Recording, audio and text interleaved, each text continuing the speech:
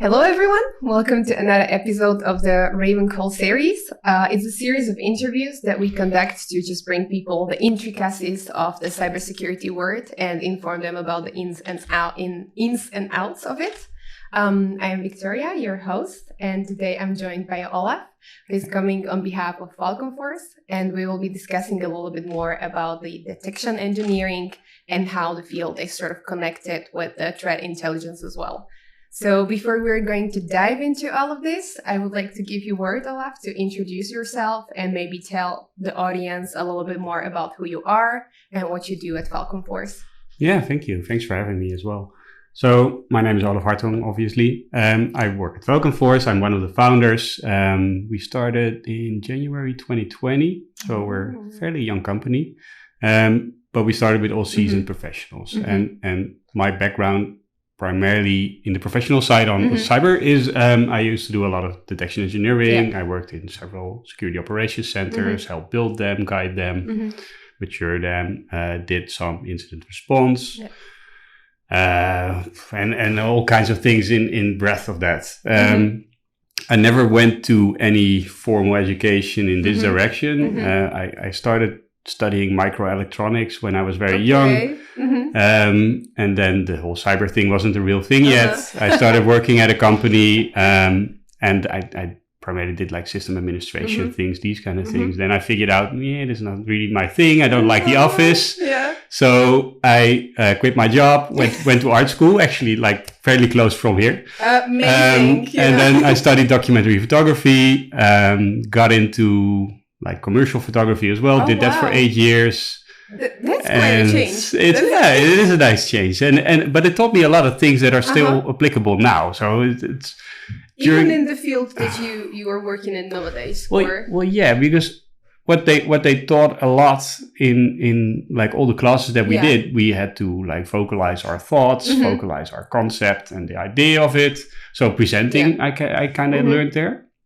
But also taking a step back, getting a different perspective on your own work, but also on your own problems. Right? So if you're stuck doing something, regardless of photography or cyber, it's kind of nice to take that step back, get a helicopter view, and then approach it with a different perspective. And that's super useful still today. And this is what I see a lot of people that went for like a technical study. They don't always get that same. It's harder to get the bigger picture when you're focused just on a like smaller chunk of a problem and you're staying within your bubble, right? Yeah, and it still happens to me. So it's definitely not that I'm perfect at it, but it's very. Well, usually you recognize it after a while. It's like, hey, I'm in a rabbit hole again. Maybe I should ask for help or try something else. And that's of course not unique to me, but it was very useful for me at least to get to learn that. And also. Just as a personal development, art school was great because I was quite a setback person, quite introvert, and that doesn't really work if you need to take pictures of people, right? You need to step out and really get out of your comfort zone. Exactly, and like really like learn different soft skills that, as you said, like are still applicable in different areas very much in your world. So how would you say that you're still using this in, the field of, let's say, detection engineering or what you do at Falcon Force, blue teaming, red teaming, purple teaming. So if you were about to, explain the field to someone who's like not aware or maybe just like give the basics of it, how would you describe it? Like what is detection engineering and purple teaming for you? Yeah, and I think that for me is especially important because it's such an arbitrary term that everybody can coin it in a different way. So the way that we like to approach detection engineering is also embedded in our whole company. So we offer like red team services and blue team services and the purple teaming bit, but all of the knowledge we gather on either side of the field goes into the same output. So even if we do a red team, we also help the client with the detection of it afterwards, at least a little bit. But also that red team knowledge comes into our blue team work because that's the best way to. So for me, to go back to your question, is like detection engineering in the end is building a detection that will actually catch attacker behavior. That's sort of the end goal of it. And the way we try to achieve that is by understanding the attacker behavior first. So it's great that we can read the reports from the internet, but that doesn't tell me anything. I wanna experience it as the attacker would, but also to figure out what kind of variance can an attacker introduce, and can I still detect that? So we replicate all the attacks. Then we look at all the logging that we generate, and we actually try to find ways of detecting it the most efficiently without writing a very hard signature for it. So we work primarily on the behavior or the output of the behavior, and build detections on that side, or recommend mitigations if we can, but not always these can be implemented. So that's sort of the nutshell, I think, explanation of what detection engineering is for us. This is still exactly like very much a nutshell, because every time when people go into more details, like you can have like many like subcategories of this, like what you do within detection engineering. But if you look at the field from like a broader perspective, do you feel, just because you've been, doing this work for quite a while, do you feel that there are certain like developments that are affecting the field either in a positive or negative way? Like when you're working, do you feel like, let's say, companies are already more aware of what's happening and they're trying to like put more work on their side as well? Or are there some like challenges or pitfalls that you think detection engineering as a field is facing nowadays? Yeah, I think people are more aware that there are attacks, and they're building more cyber programs. Some of the clients that we work with, or most of the clients that we work with, they know that they should do more than just buying a couple of products, implementing them, and then trusting it works. But that's still the majority of the industry does that, right? And they rely heavily on the out-of-the-box content that their vendor gives them, which is okay, but it's definitely never enough. It's not sufficient, that's right? clear in the news that there's plenty of breaches. They don't always have like the capability and the funds to do that, but the more mature clients do. Sometimes they stand up their own detection engineering programs. Sometimes they hire us to do that, which is nice for us. But I think the biggest challenge now is that a lot of the detection engineers that we run into don't always put themselves into the attacker mindset. So they rely heavily on reporting from incident response companies, threat intel companies, and these kind of things, and just take that as their starting point to already start building the detection, instead of also trying to replicate the attack, trying to understand what's going on, what facets are there, what kind of variance could be applied, and these kind of things, which isn't bad necessarily. It takes way less time, so it's practically efficient. The only downside is that it's probably not. It's a bit more brittle and easily bypassed, or can be circumvented. So that's the risk, and you can never have like a foolproof program, but that will be a huge improvement for a lot of companies, I think. But then also when you're saying like detection engineers, when they're really like not getting into this adversarial mindset, do you have any like recommendations for them how to really, put themselves into the shoes of the attacker and be like, okay, those are the things you really have to consider, rather than what is normally given to you? Because obviously it's very easy to like follow, certain rules, or you already have the structure, like, what you're supposed to do. But if you're not doing anything out of that scope, as you said, yes, probably you're creating a lot of loopholes that are easy to bypass or easy to like exploit in the future. Yeah, I think it has to start with a sort of natural curiosity to want to understand what you're trying to do, and that's essential as well, because as a detection engineer, you don't only write a rule, you also write the documentation around it, which somebody else has to analyze again. So maybe dogfooding it would already be helpful, right? Where you have to analyze your own outcome, and then you get to understand more. But getting into that attacker mindset, which sounds very difficult, but technically it's not that hard. So you can build a lab that doesn't have to be big, and just look at the tools that were used, download them. Usually they're sort of available online, or you can build your own, and just play with it, see what happens, see what an attacker has to do and what pains he has to go through, which might give you multiple detection opportunities instead of that single one. So it's just do it, and it feels very daunting for a lot of people, or I can understand. There's always a reason not to do it, but it shouldn't be very difficult to get started. And of course, some of the attacks are actually difficult to replicate.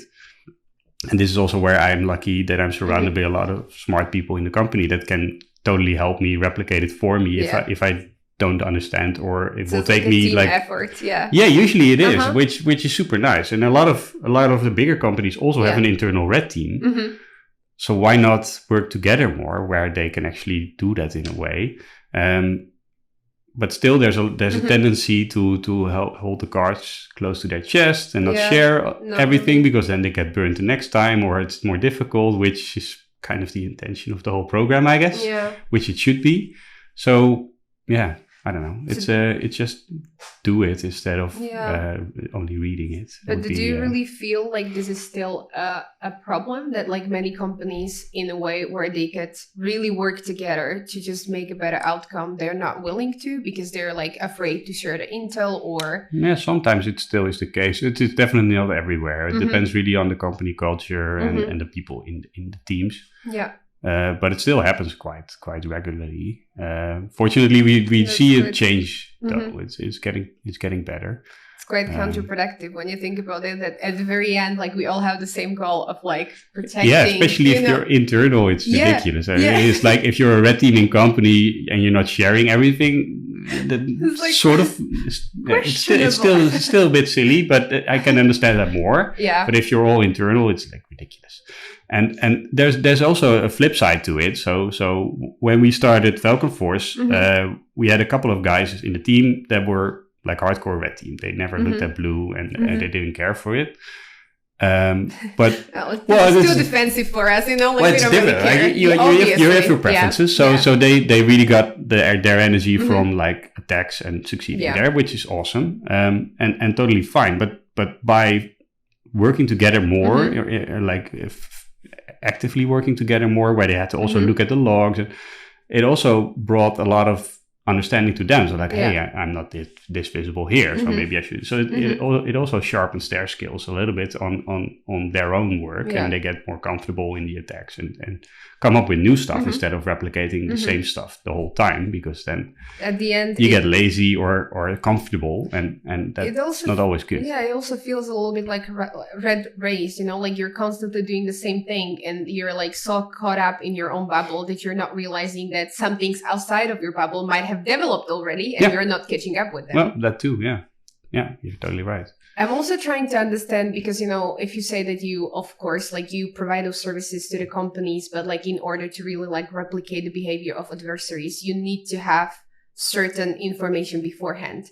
So is this when, let's say a collaboration with a threat intelligence company like us comes into place, when you're like, sort of relying on the intelligence from each other? Or how does it actually work? Like trying to obtain information from a company that is, threat intelligence company, other cybersecurity company. How do you come into play with like sharing information and collaborating? I think a lot of it goes in more informal than formal.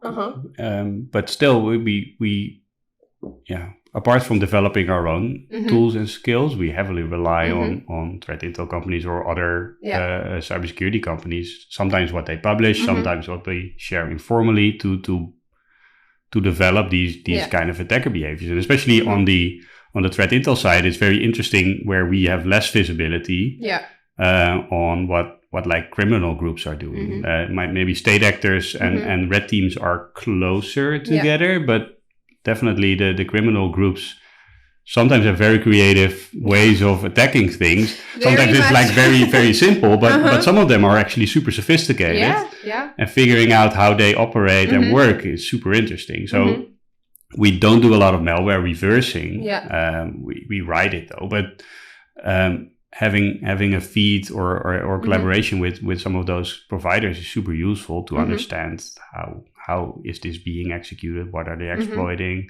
Can we do anything with that? And usually we try to apply it primarily for blue, but definitely sometimes on the red side that's also useful. So it's a great way to exchange information and knowledge together with companies like that.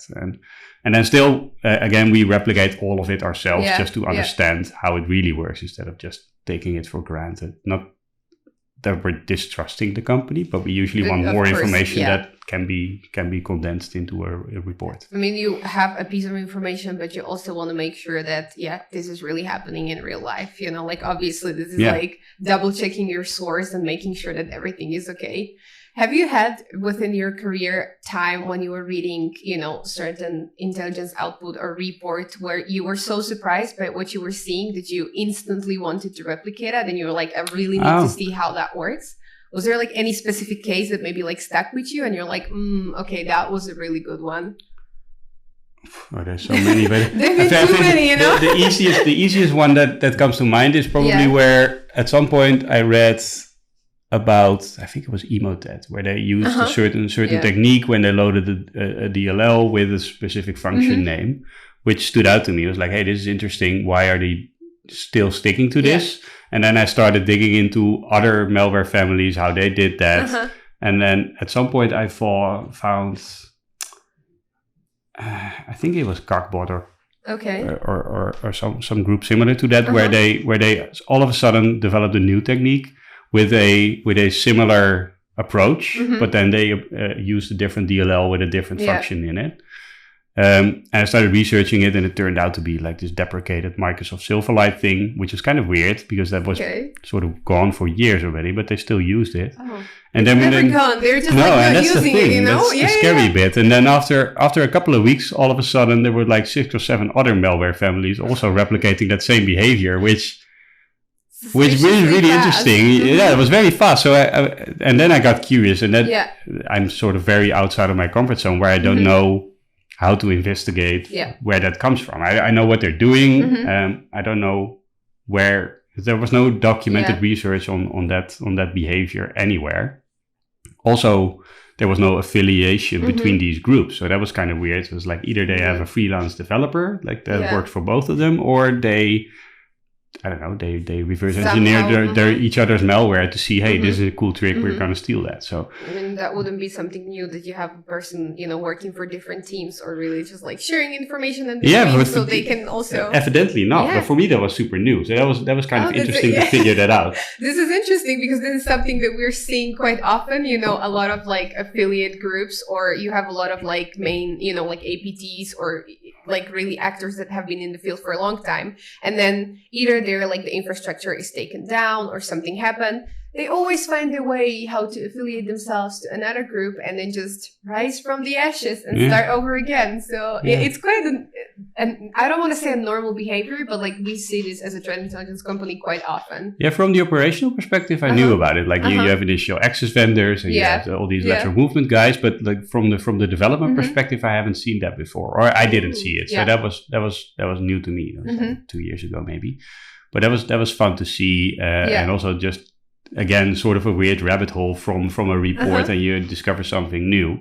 And at that time, I had the fortunate luck to have access to like a huge repository of sandbox telemetry, so I could easily compare these kind of things, and that makes it fun, I think. So for now, are you already like familiar with situations like this, or then after like seeing this case, it kind of ceased, and you were like, okay, that was a very special one, and now I'm focused on something else? Yeah, this was sort of more of a side investigation that just sparked my interest. Side job. But that's the problem. I find a lot of things interesting, but I also need to keep focus on what benefits my clients. And then malware reversing is definitely not my comfort area. So I dabble a little bit, but do you like to dabble into that, or it's more like if I have to because I'm already doing something? I'm not comfortable there. I'm a terrible programmer, so it's so it's like it's okay, we can play on our strengths, but sometimes we can definitely I'm more comfortable in the data analysis part. So that's also what I did there is I just detonated thousands of samples and then used that telemetry to actually get some insights, and that's where I'm comfortable. So if I really need something reversed, there's a couple of guys in my team that are really good at it. So you're like, I'm delegating. Yeah, can you please help me here? And then usually they find within an hour that will take me maybe 3 days. So that's just a waste of anybody's time. I think it's exactly like it's a very nice example of how to be efficient. Like you really know how to delegate the work and like work within the team. So at the very end, you still achieve what you want to. Which kind of like brings me to another question, thinking about how you collaborate either with other companies or if you collaborate like within the team. How do you feel that all of those efforts are really aiding companies? So at the very end, like you see tangible results of helping a company. Why do you think it's really important to upkeep this like collaborative culture within the field? I think it's crucial. It primarily comes down to time again. So I can do this amount of research, maybe this if I spend a couple of evenings, but that's about it. And that's the same for everybody else in the company. So our output can only be limited to the amount of people that we have. And the cool thing about this whole industry is that there's a lot of people super eager to share all their things. They report it either to the companies or if the companies don't do anything about it, they publish it or other tools. Sometimes it's a by design feature. So the sharing of this is crucial to the development of all these new detections or mitigation options, and it can be fun in the meantime to exploit it as well. But I think that whole sharing, but you're enjoying the dark side of it as well. But like that's part of your job. So like this is it's sometimes it's not questionable. It's not always enjoyable if it happens to a client, but it's definitely not. But it's the sometimes the creativeness of it that I can totally respect. I just came from a call with a couple of the guys in the red team. They were they're explaining some of the exploits they did in the recent week, and it's like super impressive. It's like it's by design functionality, but if you line them up properly, then you can actually do bad as well. And of course now it's the red team, so that's good for the client. And we'll probably build some content around it, maybe blog it, how to defend against it. And I think that's the only way to bring the industry forward, is because if you keep everything to yourself, no, it's hard, right? Yeah, then at some point an attacker might find it sooner than you would, and then bad because happens. then it just really feels like tapping your shoulder and being like, oh yeah, we're doing all of this great work, but none of the outside world actually sees that. So it's like, what's the point of it? But then when you look at the other, like the recipient side, do you feel that the companies are also really responsive towards the work that you do? Or sometimes do you feel that they're like, I don't know, there might be, like lack of resources, like lack of staff that really understands what's going on. What do you feel that are sometimes like shortcomings when you're trying to deliver, your outcome to the company and they're like, thank you, but we're not really sure what to do with this? Has that happened? Yeah, it definitely happened, but I think that's one of the focus areas that we also started when we started the company. Is we don't want to have that as or at least as little as possible. So for our clients, we try to really guide them through it, explain it, and then it's also we don't do only a red team. We always do a purple team after. It's sort of we started with the option, but that turned out to be option is option. So a lot of people didn't do it. I mean, now it's just mandatory in our service. So we always do a couple of days of purple with the client and explain them how we attack them, what we did, what it looks like. We even, if we get the opportunity, go into their logs together and help them find it, or we give them a couple of detection rules to fix it. Do you always do this with like the dedicated cybersecurity team of that company? Or sometimes because that happens, like some of the companies, they don't really have like cybersecurity teams. They have like IT teams, stuff like that. Is it still okay? Like, of course. Yeah, because they built it usually. So they probably understand it even better than the cyber people, or can actually mitigate it. And even if the client has an external service provider that does it for them, then they should be involved, because they're responsible for the security of that company. So we don't really care who's on the other side of the table, as long as they understand and can do something about the problem. That's perfect for us. And that's our goal, to help the client as a whole. So if we then unintentionally also happen to help a service provider, good for them. They can help their clients too. At the very end, it's like all interconnected chain, right? So like everyone is sort of sharing the information. Hopefully, it's like, this is really. It's like hopefully there are some recommendations as well, Yeah, and on the flip side, it's harder. So we also sometimes report findings to a vendor, and then it's how does that go? Yeah, that's a bit of hit and miss. Sometimes they're super receptive, and so we work together with a couple of vendors that are on the back channel at least super constructive, and we have a lot of influence into what they improve. But if you do it through the bug bounty programs, then depends on how it gets judged, and sometimes they tend to try to sort of move out of the acknowledging it. And might fixing Isn't it. Like the whole purpose of bug bounty programs to actually... Well, it is, but there's also a budgetary thing, and there's an amount of... They also have a finite amount of resources to fix it. So. No, that's actually true. Like sometimes when you're making the call, like you don't really know what is the response rate, right? Like how many people are going to report something. So at the very end, if you have an influx of cybersecurity researchers telling you, oh, there is a problem here, there is a problem there, then of course like... Yeah, they have to prioritize somewhere. And then, some of the ones... I think the longest we had was, I think it took them a year to fix because it was so ingrained into the whole implementation. So I think it took us a year before we could publish or something around it. But that's the way it is. We waited for that one. It's so important. But sometimes, I'm now also working on something that also I reported a year ago. Nothing has changed and I don't get any feedback. So then I might... What are normally like the follow-up steps when you see like this is the issue? Are you really trying to like reach out to other people who might help you to resolve this, or is it just like a lot of patience and trying to be like, okay, at some point someone should get back to me? No, you should. Yeah, if you wait, then nothing will happen. So you need to reach out to them. It's like, hey, is there a status update? For some, it's just the way it is. With some of the Microsoft things that I have really good contacts on the internal side as well. So then we follow the conversation there, but that's not with all of the teams. So within some of the tools, suites, then it's super easy, and it still takes long. And some of the things, if you understand like how to fix it, that it will take long, it's fine. But my intention is to get it fixed, and if I can't, possible, then right? And if it's not possible, and some of the ones are not taken seriously enough sometimes, and then but I don't want to put offensive stuff out there, and that's mostly of what we as a company try to avoid is to have like weapon ready stuff because it's nice for the other red teamers. I don't care about that. But there's also like bad guys abusing it, and we prefer not to have that out there. So we regularly publish red stuff, or not super regularly, but then it usually is fixed already. But this is always something when you're mentioning this, like you have to keep it in mind as any company that is stepping into cybersecurity or working in the field. Like whatever you put out, there are people who are actually trying to help reading this stuff, but also people who have malicious intentions with it. But it's always difficult because sometimes you need to put it out there to force a company to actually fix it. There's hundreds of examples of it.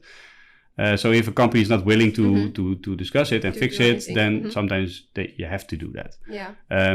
And then I'm now sort of working on a blog that is also in that area. So they're not going to fix it. I think they should.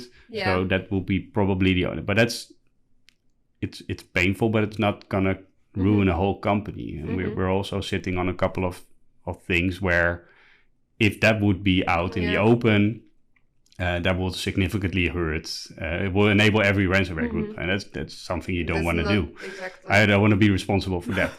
You want to sleep calmly at night and be like, no, I'm helping out. I'm actually contributing to something good, not actually, fueling the cybercrime.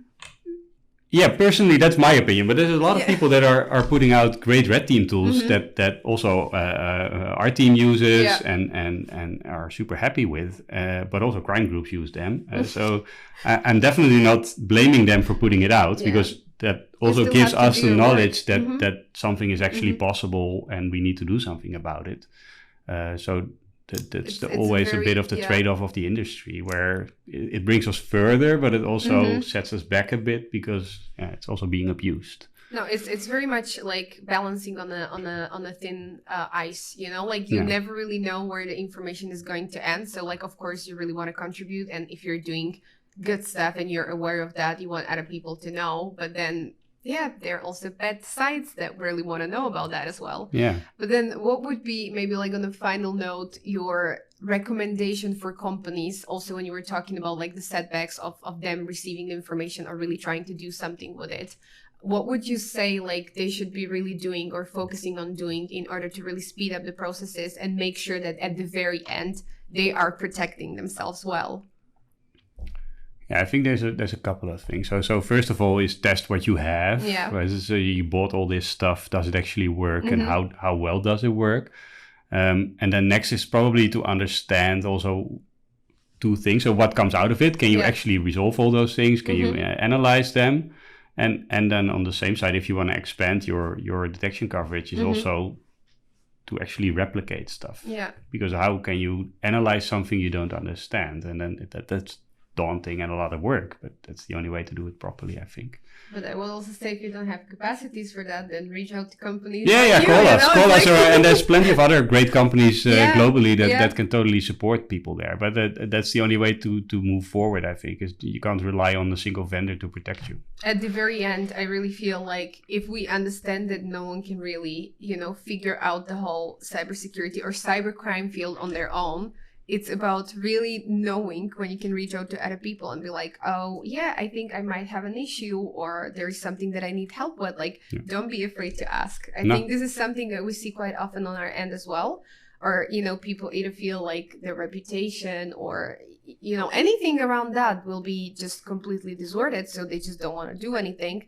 But then inaction also has certain consequences, right? Yeah, that might actually make it worse. If you don't do anything, then you might in the news like now with a couple of casino companies and everything, and it's going to be more hurtful. And then especially on the informal side, I think that this whole community is super helpful to each other. So you can always reach out to people and they will most likely be able to help you or point you to the direction of somebody else that can sort of, even without paying somebody, there's usually somebody that is willing to help, or at least think along. It's a lot of stuff that is done pro bono, to put it that way. Yeah, because everybody wants to make it safer, right? Everybody. I really hope most people do, at least. Yeah. I wish everyone thinks in the same way, but I kind of feel, at least within the bubble that we have, it really feels that people are really willing to do that. Yeah. But let's hope that this is the case for everyone. I want to finish this on a very positive note, not with doubts and questions. Are there some people that are not willing to do this? Likely, yeah. You can also get marked on the street. Right? Let's not dab into that. No. That would be for another conversation. Yeah, let's not. But seriously, Olaf, thank you very much. Thank you for being here, for sharing all of the insights and everything. Thanks for having me. I think it was very fruitful. I think we learned a lot of things in general, and I'm very happy to see the final outcome. But really, we are really appreciating the work that you guys are doing at Falcon Force. We're very happy, to share this information with other companies as well. And the best of luck with everything that comes your way. Thanks so much. Thank you.